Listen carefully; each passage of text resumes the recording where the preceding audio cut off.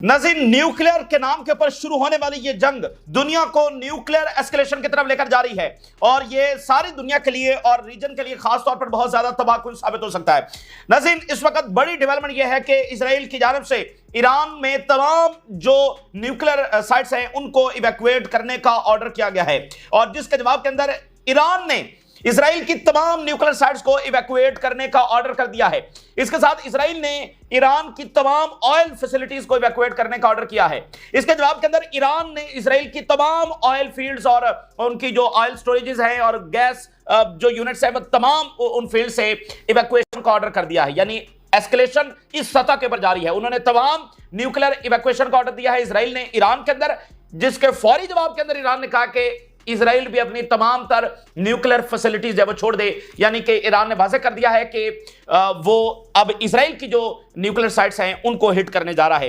इसके साथ साथ बहुत बड़ी डेवलपमेंट यह है, ईरान के इत्तेहादी मैदान के अंदर उतर गए हैं। 3 बड़े मुल्कों के हवाले से खबर सामने आ रही है, चीन, रूस, इनके हवाले से यह खबर सामने आ रही है कि इन्होंने असलहा देना बाकायदा तौर पर शुरू कर दिया है। इससे पहले तो ये एक एस्टिमेट था और जो डेवलपमेंट चल रही थी, अब खबर यह सामने आ रही है कि चीन और रूस की जानिब से धड़ाधड़ जो जहाज हैं वो ईरानी जो एयरपोर्ट्स हैं उनके पर उतर रहे हैं। खासकर जो चीन के कार्गो प्लेन्स हैं असलहा से लेस, और अब दुनिया जो है वो चीन की टेक्नोलॉजी का मुजाहरा भी मिडिल ईस्ट में देखेगी और पता चल जाएगा कि उधर से इजरायली और अमेरिकन मिसाइल और इधर से चीनी मिसाइल जब जाएंगे तो एक चीनी टेक्नोलॉजी का मुजाहरा भी देखने को मिलेगा। और एक तीसरा मुल्क है जो इस मैदान के अंदर उतरा है और अनएक्सपेक्टेडली, और वो मुल्क जो है वो इस खेल में कहीं नहीं था, वो तो कहीं अंदर ही उलझा हुआ था और उसके शायद अपने लोग भी इतना जल्दी एक्सपेक्ट नहीं कर रहे थे कि इतनी जल्दी ये मुल्क जो है वो भी मैदान के अंदर उतर जाएगा। और अलबत्ता उसकी अहमियत बहुत ज्यादा है, उसकी ताकत बहुत ज्यादा है और उसने करके दिखाया है बहुत सारी जगहों पर, और जहां पर वो आता है फिर पता भी चलता है। वो मुल्क ऐसा है, the only country in the world जिसने इजरायली जंगी गिराए हुए हैं और यानी फाइटर जेट्स के साथ उनके फाइटर जेट्स जब वो गिराए हुए हैं, the only country on the planet, और उस मुल्क का नाम है पाकिस्तान। ईरान का हमसाया मुल्क, इस्लामी मुल्क Pakistan, the only nuclear country. और उर्दगान का राब्ता हुआ और काफी ज्यादा राब्ते पाकिस्तान के साथ हुए। अभी खबर ये सामने आ रही है कि पाकिस्तान ने असलहा देना ईरान को शुरू कर दिया है। कंफर्म रिपोर्ट्स जो इस वक्त सामने आ रही है। हालांकि अच्छा, ये बात पाकिस्तान ने कल ये की भी थी, पाकिस्तान के डिफेंस मिनिस्टर ने कहा था कि हम अपनी ऑल माइट के साथ ईरान के साथ खड़े हैं। लेकिन बुनियादी तौर पर इसको समझा गया कि शायद सिर्फ एक स्टेटमेंट है जैसे बाकी इस्लामी मुल्क जब दे रहे हैं, लेकिन अब यह खबर कंफर्म आ रही है कि पाकिस्तान ने असलहा देना जब शुरू कर दिया है। और साथ शाम और जो लेबनान का बॉर्डर है वहां पर फौज की डिप्लॉयमेंट की खबर सामने आ रही है। इजरायली फौज वहां पर डिप्लॉय हो रही है फ्रंट लाइंस के ऊपर। तो क्या कोई खदशा है कि वहां से कोई हमला होने जा रहा है? आलमी जंग के खतरात इस वक्त बढ़ते चले जा रहे हैं और चूंकि इसमें स्केल बढ़ता चला जा रहा है और इसराइल की हलाकतों की रिपोर्ट सामने आ रही है, हंड्रेड्स ऑफ कैजुअलिटीज की रिपोर्ट सामने आ रही है। 2, 4, 10, 12, 15 की बात नहीं कर रहे हैं हम, सैकड़ों की बात कर रहे हैं और तल अवीव के अंदर कर रहे हैं। ईरानी मिसाइल जो टकराए हैं वहां से हंड्रेड्स ऑफ कैजुअलिटीज की रिपोर्ट सामने आ रही है। तो आखिरकार इसराइल को वो फेस करना पड़ रहा है जो उसने डेकेड्स तक रीजन के अंदर जो तबाही मचाई है, अल्टीमेटली अब इसराइल को ये फेस करना पड़ रहा है और उनको आहिस्ता आहिस्ता ये समझ लग रही है कि ये बदमाशी उनकी गलती और पछतावा बनने जा रही है। ये तमाम सूरत हाल आपके सामने रखेंगे। नाज़रीन, हम तेजी के साथ एस्केलेशन की तरफ जा रहे हैं क्योंकि तेजी के साथ जो ग्लोबल पावर्स हैं वो इसके अंदर शामिल हो रही हैं और किसी भी वक्त अमेरिका इस जंग के अंदर शामिल हो सकता है। At any time, at any second ये फैसला जब वहां से हो सकता है। हाईली अमेरिका उसके तमाम जो रिसोर्सेज हैं वो मोबिलाइज हो चुके हैं, उसकी एयरफोर्स मोबिलाइज हो चुकी है। जो ईरान से हमले हो रहे हैं उसको उन जो मिसाइल और ड्रोन्स हैं उनको गिराने में अमेरिका ऑलरेडी शामिल हो चुका है पिछले घंटों से। तो अब वो ईरान पर अटैक करने में भी किसी भी वक्त हो सकता है। तो इसलिए आलमी जंग के खतरा जब वो बहुत ज्यादा बढ़ रहे हैं। अच्छा, अब 2 बड़े इवेंट्स पहले मैं आपके सामने रखता हूं और उसमें यह है, पहला बड़ा इवेंट तो यह है, यानी ईरान अकेला लड़ रहा था लेकिन अब उसमें बड़ी जो डेवलपमेंट हुई है कि ईरान के इत्तेहादी उतर गए हैं। और उसकी वजह क्या है, हमने पिछली वीडियो में तफसील के साथ डिस्कस किया कि ईरान को सबने रोक कर रखा हुआ था कि आपने न्यूक्लियर नहीं बनाना। रशिया ने, चाइना ने, ब्रिक्स ने, मिडिल ईस्ट ने, सब ने, तो ईरान ने उनका लिहाज किया और न्यूक्लियर नहीं बनाया। तो अब जब ईरान के ऊपर हमला हो गया है तो फिर बाकियों ने जो प्लेज किया था वो आना था। और फिर ये जो कंप्रीहेंसिव पार्टनरशिप करके बैठे हुए थे चाइना, रशिया और ये सारे, तो वो किस दिन के लिए की थी? वो आज ही के दिन के लिए की थी। अब वो करके दिखानी है तो कंप्रीहेंसिव पार्टनरशिप तो हो गई थी। इसलिए उस वक्त भी ये बात हुई कि ये ईरान की तारीख का सबसे बड़ा लम्हा है। तो ईरान पर हमला हुआ तो रशिया और चाइना को बहरहाल आना था और वो इस वक्त आ चुके हैं। इस वक्त बताया जा रहा है कि चीन रूस और पाकिस्तान से असलहा सप्लाई, खासकर चीनी जो कार्गो हैं वो ईरानी एयरपोर्ट्स के ऊपर लैंड होते हुए देखे जा रहे हैं। अच्छा, इसको बहुत सारे मीडिया और खुद इजरायली मीडिया भी कंफर्म कर रहा है, मिडिल ईस्ट का मीडिया भी कंफर्म कर रहा है। Pakistan, China and Russia are helping Iran transport air cargo including missiles. Iranian media, a second Chinese military cargo plane lands at Iranian airport. मेरे ख्याल से ये चाइना की अपनी फॉरेन पॉलिसी के अंदर ये बहुत बड़ा शिफ्ट हम देख रहे हैं। ये बहुत ही तारीखी इस वक्त टाइम है कि चीन जो है वो एक सेंचुरी से उसकी पॉलिसी ये रही है, जब से वो आजाद हुआ है, कि वो किसी मिलिट्री कॉन्फ्लिक्ट का हिस्सा नहीं होगा। उसका फोकस सिर्फ और सिर्फ जो है वो इकोनॉमी रहा है। लेकिन हम ये बात भी डिस्कस करते रहे कि अब अगर यहां पर जंग छिड़ेगी, अगर एशिया के अंदर जंग छिड़ेगी जिसमें अब प्राइम टारगेट चाइना है, लेकिन उसके इत्तेहादी के ऊपर पहले हमला होगा, तो क्या चाइना अपनी उसी इकोनॉमिक पॉलिसी को परसू करेगा या फिर अब उसको मिलिटरीली भी आकर अपने इंटरेस्ट जो है उनका दिफा करना है? ये एक बहुत बड़ा सवाल था और उसका जवाब आज आ गया है। चाइना ने अब अपनी पॉलिसी के अंदर बहुत बड़ा शिफ्ट लेकर आया है कि वो मिलिटरीली, ये कोई आम बात नहीं है कि चाइना के मिलिट्री प्लेन्स हैं वो इस वक्त ईरान के एयरपोर्ट्स के ऊपर उतर रहे हैं, और चाइना की हिस्ट्री रही है वो इस तरह से मिलिट्री कॉन्फ्लिक्ट्स के अंदर आता नहीं है। तो पहला मुल्क जिसको बरह रास्त वो लैंड कर रहा है और चीनी त्यारे और असलहा लेकर आ रहे हैं वो इस वक्त ईरान है। और चीन ने, जाहिर बात है, अब इस रीजन के अंदर बहुत ही वाइटल कार्ड साबित होना था, क्योंकि अल्टीमेट पर्पस चीन के खिलाफ जंग है, तो चीन को लड़ना है। अगर वो इंतजार करता रहेगा कि ईरान भी गया फिर दूसरा भी गया, तो अल्टीमेटली चाइना पर ही तो आकर अमेरिका ने हमला करना है, तो चीन को आना था। लेकिन अब बात यह है कि चीनी टेक्नोलॉजी दुनिया नहीं जानती कि वो कैसी है। वो कभी खुद चाइना जंगों में गया नहीं, तो उसने क्या क्या चीजें बनाकर रखी हैं ये तो अब मुजाहरा होगा और पता चल जाएगा। ऑलरेडी जो वेस्टर्न वेपन्स हैं उनको शिकस्त हो रही है, तो एक तो ये बड़ी डेवलपमेंट होगी, गेम चेंजर डेवलपमेंट है। अच्छा, अगली बात यह है कि एस्केलेशन एक और देखने को मिल रही है। शाम और जो लेबनान के बॉर्डर्स हैं वहां पर जो इजरायली फौज है वो डिप्लॉय की गई है। अब इसका क्या मतलब है? क्या इसराइल को यह खतरा है कि इन दोनों जगहों से इसराइल पर हमला होने जा रहा है? देखिए, अगर इसमें रूस आ चुका है, अगर इसमें चीन आ चुका है, अगर इसमें पाकिस्तान आ चुका है, तो आपको क्या लगता है कि हिजबुल्लाह नहीं आएगी? हिजबुल्लाह तो बनी ही आज के दिन के लिए है, तो हिजबुल्लाह ने इसमें आना ही आना है। ठीक है, लेबनीज गवर्नमेंट जो भी कहती रहे, जिस तरह यह एस्केलेशन हो रही है, आने वाले किसी भी टाइम में हिजबुल्लाह जो है जंग के अंदर दाखिल हो सकती है। और ये जो डिप्लॉयमेंट की गई है ये इस बात का एक नया सबूत है। Reserve forces are deployed on our front lines on the borders with both Lebanon and Syria. इस वक्त कम्युनिकेशन भी हो रही है, मैसेज एक्सचेंज भी हो रहा है। जाहिर बात है रशिया और अमेरिका के जो बैक चैनल्स है वो भी इस वक्त राब्ते में होंगे, बल्कि रशिया और अमेरिका के तो जो डायरेक्ट तीसरा राउंड है वो सऊदी अरेबिया के अंदर होने जा रहा था, ये आजकल में वो होना था। तो रशियंस अमेरिकन को ये बात कन्वे कर रहे होंगे। तो जो ये आगे एस्केलेशन होगी, इसराइल घिरता चला जाएगा, हिजबुल्लाह मैदान में आएगी। अब ये बिल्कुल क्लियर है। इसमें इराक आपको मैदान के अंदर आता हुआ नजर आएगा, और यमन तो ऑलरेडी है। तो फिर ये ईरान, इराक और लेबनान और फिर यमन, ये चार बड़े मुल्क होंगे जो हमला कर रहे होंगे। अच्छा, इसी दरमियान ये भी खबर है, आगे चलकर मैं आपके सामने जो ताजा तरीन इस वक्त हमले हो रहे हैं वो भी आपके सामने रखता हूं, लेकिन ये जो बड़ी डेवलपमेंट्स हो रही हैं पहले वो मैं आपके सामने रख दूं। और एनपीटी जो नॉन प्रोलिफरेशन ट्रीटी है उसके हवाले से ये खबर आ रही है कि ईरान निकल सकता है। Iranian law makers calls for withdrawal from NPT, non proliferation treaty. 2003 के अंदर नॉर्थ कोरिया एनपीटी से निकल गया और 2006 के अंदर उसने पहला न्यूक्लियर धमाका किया। लेकिन ईरान का तो न्यूक्लियर प्रोग्राम बहुत आगे है और वो विद इन डेज भी शायद इसको कंप्लीट कर सकता है। अभी तक जो ईरान के ऊपर हमले कर रहा है इसराइल, वो न्यूक्लियर प्रोग्राम को अभी डिस्ट्रॉय नहीं कर सका है। तो ये बहुत बड़ा इवेंट होगा, बहुत एक गेम चेंजर इवेंट होगा। देखें, सारा मामला तो न्यूक्लियर के गिर्द घूम रहा है, तो एनपीटी से निकलने का मतलब ही है कि वो न्यूक्लियर बॉम्ब जो है वो बनाने जा रहे हैं। अच्छा, इसी दरमियान जो पेंटागन है, जो व्हाइट हाउस है, जो ट्रंप इंतजामिया है, उसमें डिवीजन रिपोर्ट हो रही है। उसमें मागा वाले खुश नहीं है। मागा वाले अपने लिए बिट्रेल ये समझ रहे हैं कि हम ट्रंप को इसलिए लेकर आए कि वो जंगें खत्म करेगा, ठीक है ना, वो जंगें खत्म करेगा, और ये तो उल्टा एक बार फिर हमें जंगों के अंदर ले गया। और जिस जंगों से हम सबसे ज्यादा चिढ़ते हैं, जिस जंगों में हमें ट्रिलियंस ऑफ डॉलर्स का कर्जा चढ़ गया, जिस जंगों ने हमें सबसे ज्यादा नुकसान पहुंचाया, यानी कि मिडिल ईस्ट की जंगें, उन्हीं जंगों के अंदर वो फिर ले गया। और डीप स्टेट की वो जंग जो वो कई दहाइयों से करना चाह रहे थे, ईरान की जंग, उसके अंदर ट्रंप ले गया। तो वहां पर शदीद डिवीजन भी है, खुद ट्रंप इंतजामिया के अंदर भी और मागा वाले भी। अब जरा देखिए, pentagon split over Israel military add exposes foreign policy rift. ठीक है ना, ये अंदर अब बहुत बड़ा फड्डा पड़ गया है, क्योंकि अमेरिका फर्स्ट की बुनियाद के ऊपर वहां पर जो है वो सबको लाया गया है, और इस जंग का एक और बड़ा अहम पहलू होने जा रहा है। ऑलरेडी जो अमेरिकन यूथ है उसमें हम देख रहे हैं कि वो इजराइल को इतना पसंद नहीं कर रहे हैं, इजराइल की असलियत उनके सामने आ रही है। अब इस जंग में तो प्रॉपरली वो देख रहे हैं कि इजराइल अग्रेसर है, और वहां पर वो देख रहे हैं कि हमने जंगों में नहीं जाना है, लेकिन इजरायली लॉबी कैसे जंगों में हमें लेकर जा रही है।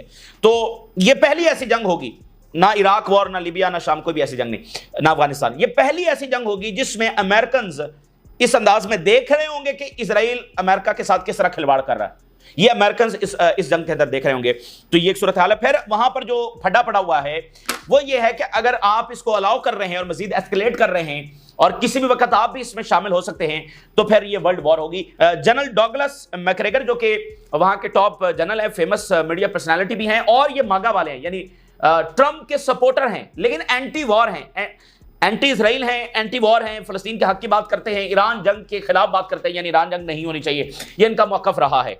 लेकिन ट्रंप को इन्होंने वोट दिया था और सपोर्ट किया था। तो अब इनकी जरा स्टेटमेंट देखिए। War with Iran is likely to walk the United States directly to the world war 3, let's avoid this. देखिए, जो अफगानिस्तान में जंगें लड़ी गई हैं या बाकी, तो वो जंगें सिर्फ उनकी सरजमीन के ऊपर लड़ी गई थी, उसका असर अमेरिकन मेन लैंड के ऊपर नहीं हुआ। लास्ट जो जंग है कौन सी हुई है जो अमेरिकन मेन लैंड के ऊपर हुई है? तो वर्ल्ड वॉर का मतलब क्या होगा? वर्ल्ड वॉर का मतलब यह होगा कि वो अमेरिकन मेन लैंड तक वो जंग फैल जाएगी। तो अमेरिकन बिल्कुल इसके लिए तैयार नहीं है। वो अफगानिस्तान जैसी जंगों के लिए तैयार हो सकते हैं कि ठीक है वहीं पर लड़ी जाएगी, लेकिन ऐसी कोई जंग जो अमेरिकन मेन लैंड तक फैल जाए और उसमें अभी कोई उनके पास उसके रिजल्ट्स आपके कंट्रोल में नहीं होते ना, वर्ल्ड वॉर होगी, पता नहीं क्या होगा। तो उसके लिए अमेरिका भी तैयार नहीं है, ना बरतानिया तैयार है, ना फ्रांस तैयार है। अगर वाकईतन ऐसा रिस्क पैदा हो जाता है तो फिर और ज्यादा वहां पर प्रेशर बढ़ेगा, और इस वक्त भी हम बड़ा प्रेशर वहां पर देख रहे हैं। अच्छा, इसी दरमियान एक बात मैं आपके सामने रखता हूं, फिर आगे बढ़ते हैं। जो ईरान हमले कर रहा है और जो इजराइल हमले कर रहा है और किस तरफ यह मामला जा रहा है, लेकिन ये तमाम चीजें एक दूसरे के साथ कनेक्टेड हैं, चूंकि पूरा ऑर्डर इसमें गिरेगा, पूरा एक नया मिडिल ईस्ट इसमें सामने आना है, जिसमें या तो अमेरिका की हेजेमनी रिस्टोर होनी है या फिर इस ऑक्यूपेशन का मुकम्मल तौर पर खात्मा होना है। तो रीजन किस तरफ जा रहा है? अभी खबर यह सामने आ रही है वाशिंगटन से कि वाशिंगटन ट्रंप इंतजामिया ये कंसीडर कर रही है कि वो इजिप्ट के ऊपर ट्रैवल बैन लगा दे। This is huge, this is huge. Egypt जो है वो अमेरिका का एक बड़ा इत्तेहादी है, तो इजिप्ट के ऊपर ट्रैवल बैन लगाने का क्या मतलब है? इजिप्ट ने अभी चाइना के साथ जंगी मशकें की हैं, ठीक है, तो इसका मतलब तो फिर बहुत दूसरी तरफ जा रहा है ना। ये ट्रंप इंतजामिया अपने लिए इस रीजन में अपने आप को आइसोलेट कर रही है। मैं इजिप्ट के ऊपर वो ट्रैवल बैन लगाने जा रहे हैं, तो इसका नतीजा मजीद क्या निकलेगा, ये एक बड़ी बात होगी। अच्छा, अब जो है वो इजरायली अटैक्स जो हो रहे हैं, और इस वक्त जो है वो इजराइल बॉम्बिंग कर रहा है ईरान के ऊपर, इस वक्त ये बॉम्बिंग जारी है। और 2 दिन से हम ये देख रहे हैं कि दिन में इजराइल बॉम्बिंग करता है और रात को जो है वो ईरान बॉम्बिंग करता है, लेकिन इसमें एस्केलेशन हो रही है, यानी हर घंटा एस्केलेशन हो रही है। जो कल इजराइल ने हमले किए थे, आज उससे ज्यादा वो हमले कर रहा है। जो इससे पहला अटैक किया था ईरान ने, कल रात वाला अटैक उससे बड़ा था। तो इस तरह ये एस्केलेशन जब वो होती चली जा रही है। और इस वक्त मेगा डेवलपमेंट यह है कि इजराइल ने कहा कि तमाम जो न्यूक्लियर साइट्स हैं ईरान खाली कर दे, और इससे खतरा पैदा हुआ है कि इजराइल जो है वो किसी भी वक्त जो जेरिको मिसाइल है वो इस्तेमाल कर सकता है। अब इजराइल के ऑर्डर के ऊपर फौरी तो वो खाली करने वाले नहीं, और वैसे भी कभी भी नहीं खाली करेंगे, लेकिन वो खाली करने का क्यों कह रहा है? क्योंकि इजराइल जो है वो यहां पर जेरिको मिसाइल इस्तेमाल कर सकता है। जेरिको मिसाइल क्या है? ये वो मिसाइल है जो न्यूक्लियर कैपेबल है, और ये उनका सबसे सीक्रेट मिसाइल है। इसके बारे में ज्यादा वहां पर ऑफिशियल्स को पता भी नहीं है। ये सबसे उनका सीक्रेट मिसाइल है और न्यूक्लियर कैपेबल है, ये इससे पहले इस्तेमाल नहीं हुआ। तो यहां पर ये खतरा बताया जा रहा है कि ये जो उन्होंने सारी न्यूक्लियर फैसिलिटीज को कहा कि यहां से इवैक्यूएट करें, तो वो ये मिसाइल जब इस्तेमाल कर सकते हैं। और अभी अस्फहान की जो न्यूक्लियर फैसिलिटी है उसको टारगेट करने की इत्तलात भी सामने आ रही हैं, और तेहरान को इस वक्त इजराइल बॉम्बिंग कर रहा है। Israeli army, we call for the evacuation of all nuclear facilities in Iran. Channel 14 Israeli media. Israel is preparing to launch intensive attacks on Iran today. Our forces bombed a nuclear facility in Isfahan. ये कुछ minute पहले के reports हैं जो आपके सामने रख रहे हैं। The army bombed a nuclear facility in the central city of Isfahan. Tehran air defense are now engaging hostile targets. Tehran, ये ईरानी मीडिया बता रहा है, तेहरान के ऊपर इजरायली जो अटैक्स हैं वो हो रहे हैं, और वो कह रहे हैं कि हमारा एयर डिफेंस इंगेज कर रहा है as per its capacity. We have long list of targets in Iran that we have not yet struck. Israeli army कह रही है हमारे पास लंबी लिस्ट है जिसके ऊपर हमने बमबारी करनी है। और ईरान ने जो अभी ऑर्डर किया है उससे भी अंदाजा हो रहा है कि कितनी ज्यादा एस्केलेशन आगे होने जा रही है। ईरान ने कहा है कि शेल्टर्स, उन्होंने मॉस्क, मस्जिदें, उनको शेल्टर डिक्लेयर कर दिया है। स्कूल्स, सबवेज, इन सबको जो है वो शेल्टर डिक्लेयर किया गया है। Starting tonight metro station will be open 24 hours a day as a shelter. इसके साथ साथ जो मेट्रो स्टेशन हैं उनको भी 24 आवर, यानी अब मुसलसल वो एज अ जो है वो शेल्टर ही इस्तेमाल होंगे, मेट्रो स्टेशन जो है। और इसके अलावा मसाजिद, स्कूल्स, ये सारे भी एज अ शेल्टर डिक्लेयर कर दिए गए हैं। तो इसका मतलब भी वाज़ेह है कि बहुत बड़े हमले ईरान के ऊपर होने जा रहे हैं, तो ये इकदाम उनकी जानिब से उठाया गया है। अच्छा, अब ईरान जो है वो इसके जवाब में क्या रिस्पॉन्स करने जा रहा है। ईरान ने जो बात की है, ईरान ने कहा कि फॉरेन न्यूक्लियर फैसिलिटीज खाली कर दी जाए। ईरान ने कहा कि अपने ऑयल और गैस जो फील्ड्स हैं वहां से मुकम्मल तौर पर वो इवैक्यूएट करें, हम वहां पर अटैक करने जा रहे हैं। और ईरान ने एक और बात की है, ईरान ने कहा है कि हम डिसाइसिव स्ट्राइक इजराइल के ऊपर करने जा रहे हैं। पहला हमला भी बहुत बड़ा था, कल रात वाला हमला भी बहुत बड़ा हमला था, बहुत बड़ा इंपैक्ट क्रिएट किया। और ये कल रात वाला हमला इजराइल की तारीख का सबसे बड़ा हमला था, ठीक है, इसने पिछले हमले का रिकॉर्ड तोड़ा। तो अब वो किस डिसाइसिव हमले की बात कर रहे हैं, तो जाहिर बात है वो उन मिसाइलों को इस्तेमाल करने की बात कर रहे हैं जो बहुत ज्यादा एक्सप्लोसिव कैरी कर सकते हैं, जो अभी तक इस्तेमाल नहीं हुए। तो ईरान उन मिसाइलों को इस्तेमाल करने की जो है वो बात कर रहा है। और इमाम खामनाई के बारे में ये बात ज़हन में रखें कि दरवेश नजर आते हैं, वो दरवेश हैं, लेकिन उनकी एक और खासियत भी है, वो कमांडर भी हैं। जो इराक और ईरान की जंग हुई है उसमें ईरान के सदर कौन थे, वो इमाम खामनाई थे, और यही जंग को लीड कर रहे थे, ठीक है ना। और इसी काबिलियत की बुनियाद पर, इसी आप कह लें कि जंग जीतने की बुनियाद पर तो वो सुप्रीम लीडर बने थे, और बाकी बहुत सारी उनकी खसूसियात और ईमानदारी और बहुत सारी चीजें थी, लेकिन वो एक कमांडर भी थे, ठीक है ना। तो उन्होंने इराक की जंग लड़ी है, तो उनको पता है कि जंगें जो है वो किस तरह से लड़नी है, और ये बहुत बड़ी जंग है ईरान की तारीख की। पीपी एस्कोबार जो कि फेमस एनालिस्ट हैं, उनकी एक स्टेटमेंट मैं आपके सामने रखता हूं। ये बताते रहते हैं कि क्या चल रहा है, कैसे चल रहा है। Iran has support of Pakistan, Russia and China and SCO, और जो शंघाई कोऑपरेशन के, अब आप देखिए वाइटल कार्ड यहां पर चीन है। ये जंग चीन की जंग है, क्योंकि ये जंग एशिया में शुरू हो चुकी है, जिसका कंप्रीहेंसिव गोल चाइना को कंटेन करना है। तो ये सारी जंगें चीन की जंगें होंगी। तो एससीओ, शंघाई कोऑपरेशन ऑर्गेनाइजेशन जो है ये सपोर्ट कर रही है। एंड अरब स्ट्रीट किसके साथ खड़ी है, अरब स्ट्रीट जो है वो ईरान के साथ खड़ी है। और अलबत्ता वो कहते हैं but not their fifth column elite, लेकिन अरब जो एलीट है, कुछ का वो नाम ले रहे होंगे, निशानदेही कर रहे हैं कुछ हुक्मरानों की, कुछ उनके एलीट्स की, वो अलबत्ता ईरान के साथ नहीं खड़े हैं, लेकिन अरब स्ट्रीट जो है वो ईरान के साथ खड़ी है। The overwhelming majority of the lands of Islam, पूरी इस्लामी दुनिया वो ईरान के साथ खड़ी है। And the overwhelming majority of the global south, Venezuela, Cuba, Africa, Indonesia, ठीक है, ये ग्लोबल साउथ की तो बुनियाद ही वहां इंडोनेशिया के अंदर जब रखी गई थी। ग्लोबल साउथ, इस्लामी दुनिया, रशिया, चाइना, एससीओ, ये सब ईरान के साथ खड़े हैं।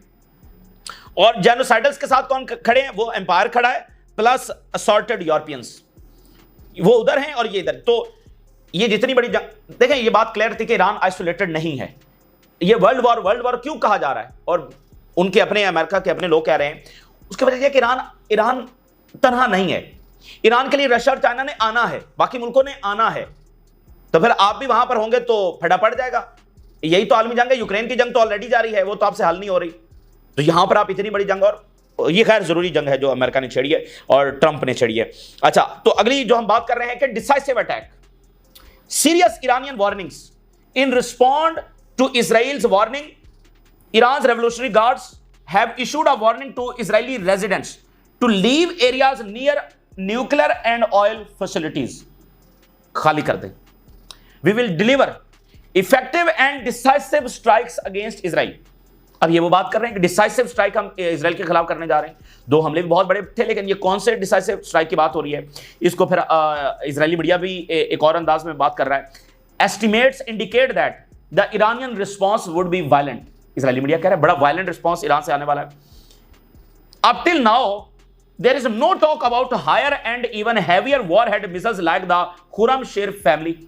इस यानी ये जो मिसाइल हैं, ये हैवी वॉरहेड के साथ ये अभी तक इस्तेमाल नहीं हुए, तो क्या आज रात या अगले घंटों में या अभी किसी भी वक्त ईरान ये इस्तेमाल करने जा रहा है। IRGC warns the Israelis to stay away from nuclear and oil facilities, ये एक और मीडिया रिपोर्ट कर रहा है। We are only at the beginning of the event and Iran will escalate its events, Israeli media और Israeli army को quote कर रहा है कि ईरान जो है वो अभी तो सिर्फ आगाज है, ईरान एस्केलेट करने जा रहा है। We have difficult days ahead, Israeli media IRGC, और इसको लेबनीज मीडिया कोट कर रहा है। We are prepared to deliver a decisive and effective strikes against the fake Israeli entity. इस जंग का इख्तिताम मुकम्मल इजरायली ऑक्यूपेशन पर भी हो सकता है, और यह वो जंग होगी कि वो फलस्तीन को आज़ादी भी दिलवा सकती है, फलस्तीनी रियासत भी बना सकती है, या फिर ये अमेरिका के मुताबिक सारी चीजें चली जाएंगी कि उनकी हेजमनी जो है वो रिस्टोर हो जाएगी। लेकिन अभी तक तो ऐसा नहीं लग रहा। The Israeli air force has tripled it's runways for fear of targeting aviation infrastructure. अगली बात सुनिए, यानी ईरान जो है वो हमला करने जा रहा है। इजराइल के अंदर सूरत हाल क्या है? सूरत हाल यह है कि इजरायली एयरफोर्स ने जो रनवेज हैं वो ट्रिपल कर दिए हैं, ताकि एक अटैक हो तो फिर दूसरे से वो फ्लाई कर सकें, दूसरा अटैक हो तो तीसरे से कर सकें, और पीछे से रिपेयर कर सकें। तो उनको ये खदशा है कि उनकी जो एयर बेसेस हैं वो ईरान कामयाबी के साथ हिट कर सकता है। और बेन गोरियन एयरपोर्ट जो है मुसलसल बंद है। इजरायली जो बाहर हैं वो बाहर फंसे हुए हैं, जो इजराइल के अंदर फंस गए सेटलर्स वो इधर फंसे हुए, वो बाहर नहीं जा पा रहे, क्योंकि ये हर रोज यहां से निकल रहे थे। तो उधर वाले उधर फंसे हुए हैं, इधर वाले इधर फंसे हुए हैं। Iran causes significant damage on Haifa oil refinery pipelines. अब ये खबर सामने आ रही है, जो ईरान ने अटैक किया है उसने कितना डैमेज पहुंचाया है जो ऑयल गैस इंफ्रास्ट्रक्चर को, तो वो बता रहे हैं कि बहुत ज्यादा नुकसान पहुंचाया है। इजरायली ऑयल रिफाइनरी की ऑफिशियल स्टेटमेंट भी आई है। Pipelines and transmission lines in Haifa damage bye Irani missile attack. Israeli oil refinery confirm कर रही है कि डायरेक्ट हिट हुई है, direct precise strike oil refinery के ऊपर हुई है। तो अब ये ईरान के ऑयल और गैस इंफ्रास्ट्रक्चर को हिट करेंगे तो इजराइल और हिट करने जा रहा है। और बहुत जल्द मैं आपको बता रहा हूं कि अजरबैजान पर प्रेशर आने वाला है। देखिए, रशिया चाइना आ चुके हैं, SCO आ चुका है, टर्की है, तो अजरबैजान अकेला खड़ा रहेगा इजराइल के साथ? कितनी देर तक वो वहां से ऑयल सप्लाई करेगा? फिर वो कह रहे हैं कि वादी अरबा जो है नॉर्थ में, वहां से ड्रोन इन्फिल्ट्रेशन रिपोर्ट हो रही है इजरायली मीडिया के मुताबिक। और फिर एक बड़ा वाकया हुआ है, तलवीव के अंदर बैते याम का इलाका है। इस बैते याम के अंदर जो हैवीएस्ट ईरानियन मिसाइल हैं वो आकर टकराए हैं, और उसके अंदर हंड्रेड्स ऑफ कैजुअलिटीज हुई हैं। ताजा रिपोर्ट के मुताबिक 6 इजरायली सेटलर जब वो उसमें निशाना बने, और 200 इजरायली जब वो जख्मी हुए हैं। ह्यूज नंबर्स, और ये इब्तदाई रिपोर्ट्स हैं। और जो जख्मी हैं वो क्रिटिकल कंडीशन के अंदर हैं बहुत सारे। ये सिर्फ एक मिसाइल की हम बैते याम की सिर्फ आपको डिटेल, यानी इतनी massive casualties Israel never witnesses, और ये सब नेतन्याहू का किया धरा है, और इजरायली सेटलर्स को पता चल रहा है, और नेतन्याहू वहां पर पहुंचा है। अच्छा, ये वहां पर इसलिए भी गया कि अच्छा, ये वहां पर इसलिए भी गया है कि कैजुअलिटीज बहुत ज्यादा हुई हैं, लेकिन इसलिए भी गया है कि वो बातें चल रही थी ना, ये फरार हो गया, जो कि हुआ भी है। ये मुसद्दका रिपोर्ट्स आई हैं, तो अब हो सकता है ये वापस आ गया हो। तो अब ये वहां पर गया, इजरायली जो प्रेसिडेंट है वो वहां पर गया है, और इजरायली डिफेंस मिनिस्टर भी वहां पर गया है। मेयर ऑफ बैत याम इन तल Aviv, 6 killed and 200 injured in Iranian attack. ये वहां से कंफर्मेशन आ रही है। और ये वाली हेडलाइन देखिए, Israeli ex prime minister thinks Israel can not delay Iran से न्यूक्लियर प्रोग्राम फॉर लॉन्ग, ज्यादा देर तक इसको डिले नहीं कर सकता। और इन्होंने ये भी कहा है कि इजराइल जो है वो अकेला अपना दिफा भी नहीं कर सकता ईरान के खिलाफ, अमेरिका की हमें जरूरत होगी। और उन्होंने कहा कि वो इस जंग के बुनियादी तौर पर खिलाफ है, और ये कह रहे हैं कि इजराइल अपना दिफा नहीं कर सकता। तो ये इस वक्त की ताज़ा तरीन सूरत हाल है जो आपके साथ शेयर की। तेजी के साथ डेवलपमेंट्स हो रही है, मिनट मिनट में बदल रहा है मामला। आलमी जंग, इलाकाई जंग, एक तूफान है बस कि क्या होगा आगे, क्या होगा। और बम गिर रहे हैं, हर तरफ गिर रहे हैं, पूरे रीजन में गिर रहे हैं। हिजबुल्लाह अगर आ गई तो फिर ये और बहुत एस्केलेट हो जाएगा। बरतानिया के वॉरशिप्स आ चुके हैं और उनके फाइटर जेट्स आ चुके हैं, हो सकता है फ्रांस और जर्मनी के भी आ जाए। बढ़ रहा है मामला, जब बढ़ रहा है ना रोका गया तो फिर ये अल्टीमेटली कुछ महीनों में आलमी जंग में कन्वर्ट हो सकता है। और ये खदशा मुसलसल बरकरार है, किसी भी वक्त अमेरिका इस जंग में बराह रास्त शामिल हो सकता है, जो अमेरिका की और ट्रंप की सबसे बड़ी भूल होने वाली है। ये आपके साथ शेयर किया, आपने राय जरूर आगाह करें। इजाज़त दीजिए, अल्लाह हाफिज़।